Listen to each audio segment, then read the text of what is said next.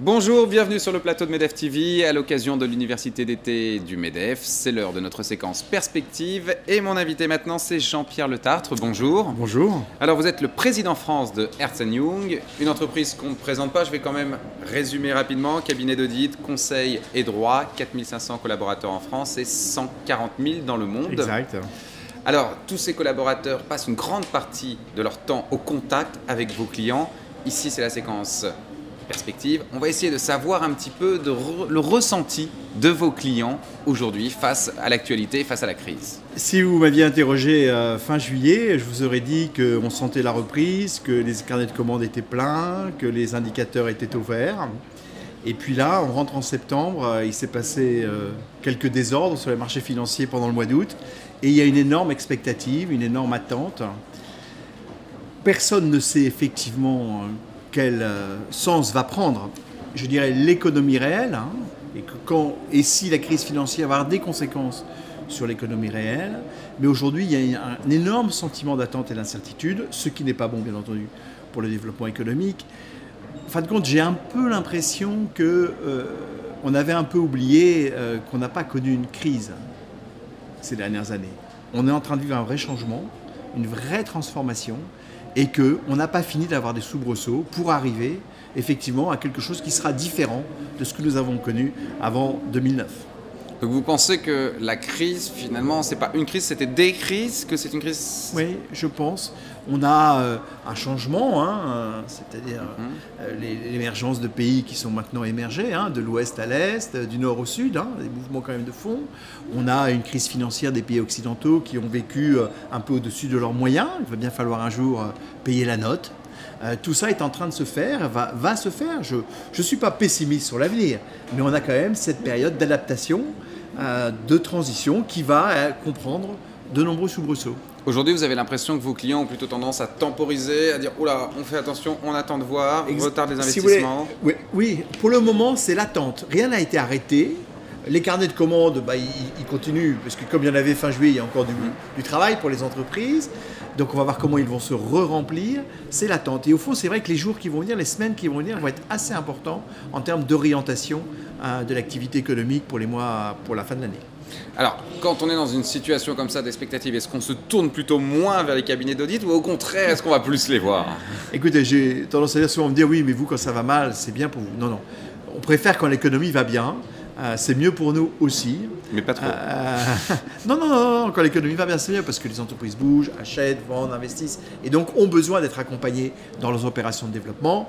Quand l'économie va mal, c'est vrai qu'on peut aussi les accompagner, mais ce n'est pas du tout à la hauteur en termes de volume de business que quand l'économie va bien.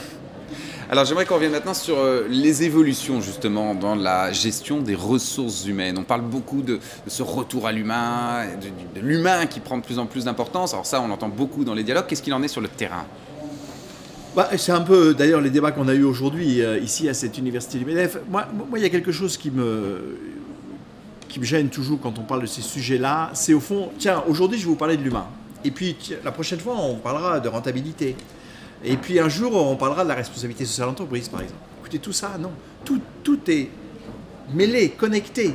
Tout est dans tout, j'allais dire. Et il n'y a pas de gestion d'une entreprise. De 8h à 10h, je gère les ventes et le profit. De 10h à midi, les ressources humaines.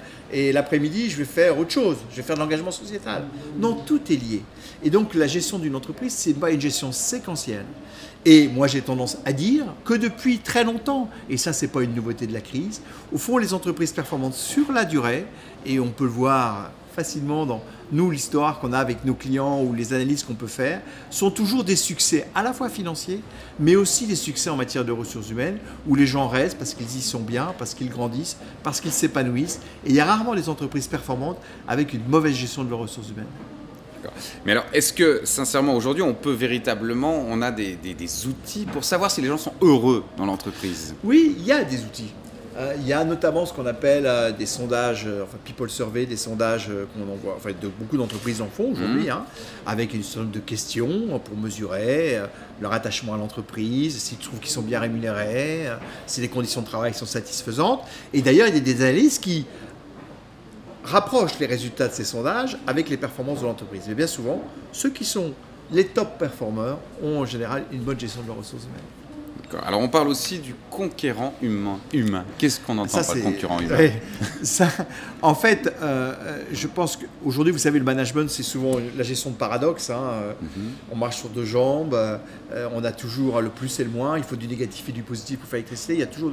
Et je pense qu'aujourd'hui, dans le monde dans lequel nous sommes, mondial, complexe, difficile, il faut à la fois être conquérant, c'est-à-dire que l'entreprise doit être conquérante, de gagner de nouveaux territoires, mais ce n'est pas des croisades, comme l'histoire nous l'a montré. C'est on gagne de nouveaux territoires et en même temps on est plus humain. Plus humain, ça veut dire être plus proche des gens, plus respectueux des différences. Vous savez, souvent on critique la mondialisation comme quelque chose qui va uniformiser, pas du tout. Moi je crois que la mondialisation bien vécue, c'est l'enrichissement par les différences. Et d'ailleurs, quand vous regardez les entreprises qui vivent bien ça, les jeunes et même les moins jeunes sont très heureux dans ces entreprises parce qu'ils recouvrent d'autres cultures, ils s'enrichissent d'autres expériences, ils ont la capacité de voyager et donc ça c'est le nouveau modèle vers lequel on va et moi je ne pense pas que ce nouveau modèle sera moins bien que le précédent. Parfait. Eh bien, je vous remercie Jean-Pierre Letard d'avoir été notre invité. C'était Perspective. Merci. On se retrouve dans quelques instants.